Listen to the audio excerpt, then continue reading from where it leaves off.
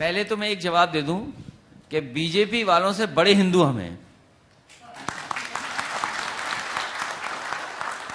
वो उनकी जो परिभाषा हिंदू वाली है वो परिभाषा हमें नहीं चाहिए, जो नफरत फैलाती हो, जो लड़ाती हो लोगों को, समाज को बांटती हो। हम उनसे बड़े हिंदू हैं। और जहां तक भगवान की पूजा है, आप सैफई में दिखाइए, हमारा जन्म तो अभी हुआ है, मान लीजिए जब कभी हुआ, हमारे मंदिर तो हमारे जन्म से पहले के हैं। नेताजी हनुमान जी की पूजा न जाने कब से करते आए हैं। तो हम है ही नहीं हिंदू, केवल भारतीय जनता पार्टी हिंदू है। जो पाप करे वो हिंदू। इतने लोगों को मार दिया, जिंदा मर गए, लाशें बह रही थी गंगा में। क्या हिंदू होने पर शर्म नहीं आती बीजेपी को?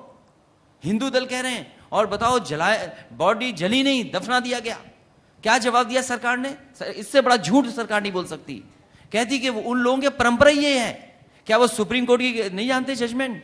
सुप्रीम कोर्ट ने कहा है कि कोई भी डेड बॉडी, लाश गंगा में नहीं बह सकती है। आपने क्या सुप्रीम कोर्ट ने ये नहीं दे दिया आदेश? क्या कहते हैं? हाँ, वो परंपरा थी। इतना बड़ा झूठ बोल रहे हैं भारतीय जनता पार्टी के लोग। और लाश जब जल नहीं थी, लकड़ी नहीं दे पाई सरकार, कहा कि हम फ्री लकड़ी देंगे। लकड़ी कहां दी इन्होंने?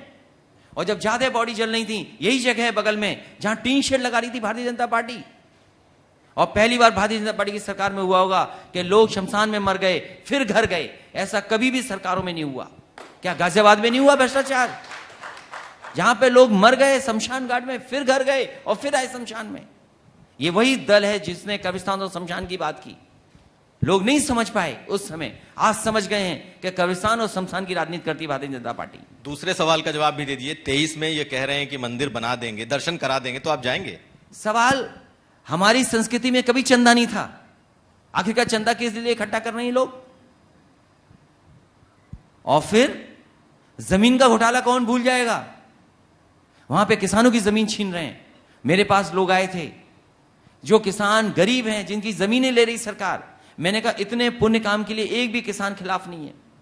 भगवान राम का मंदिर बने और अच्छा बने, कोई उसके खिलाफ नहीं है।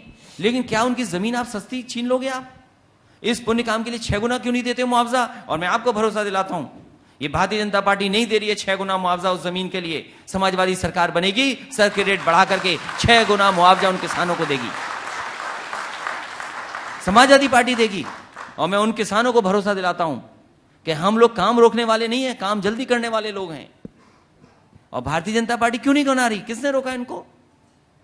ये वोट लेना चाहते हैं। काम क्या किया है अयोध्या फैजाबाद में? आप वहां पे तो काफी इंफ्रास्ट्रक्चर बन रहा है। क्या इंफ्रास्ट्रक्चर बनाया? वैटिकन बनाने टाइम लगता है ना सर। अरे टाइम 4.5 साल गुजार दिया बातों में, नहीं फोटो लगाने में गुजार दिया आपने। सुप्रीम कोर्ट का तो अभी फैसला आया, उसके बाद कोरोना काल आ गया। वो कह रहे हैं कि 2023 तक बहुत हो जाएगा, 2025 तक हम कंप्लीट। लेकिन ये बताइए, जो जमीन 2 करोड़ की थी वो 16-18 करोड़ की कैसे ले ली? इसका भी तो हिसाब दे दो। और फिर रजिस्ट्री नहीं दे सकते आप कोई? जो रजिस्ट्रियां हुई हैं वहां पर वो कोई नहीं देख सकता। क्या आप भगवान राम के उस काम में आप भ्रष्टाचार कर सकते हैं? दूसरों पे सीबीआई, ईडी, इनकम टैक्स, दूसरों के लिए सब कुछ है संस्थाएं आपके पास। जो खुलेआम जनता ने देख लिया कि 2 करोड़ की चीज कितने करोड़ में खरीद लिया आपने। और फिर किसानों को क्यों नहीं मुआवजा दे रहे हैं आप? सर्किट रेट क्यों नहीं बढ़ा रहे हैं? आप पे कौन सी कमी है पैसे की? पर ये जो बात होती है कि एक मतलब विपक्ष के ही कुछ लोगों को लगता है कि शायद अखिलेश उस तरीके से नहीं जूझ रहे, उस तरह से नहीं लड़ रहे, क्योंकि इनको भी डर है कि भाई हमारे ऊपर भी लोग ईडी, सीबीआई। हम डरने वालों में से नहीं है। हम इस क्लब में बहुत पहले कांग्रेस क्लब में लाई थी हमें। देखिए, कांग्रेस इस क्लब में लाई थी, सीबीआई क्लब में। कौन खतरनाक है एजेंसी यूज करने में, कांग्रेस की बीजेपी? दोनों एक हैं। बराबर है या कोई एक आगे है? दोनों बराबर हैं। कांग्रेस भी डराती थी अपने जमाने में, ये भी डरा रहे हैं। ये भी सीबीआई, ईडी और इनकम। आप डर रहे हैं? नहीं, मैं क्यों डरूंगा? मैं क्यों डरने वाला उनमें से?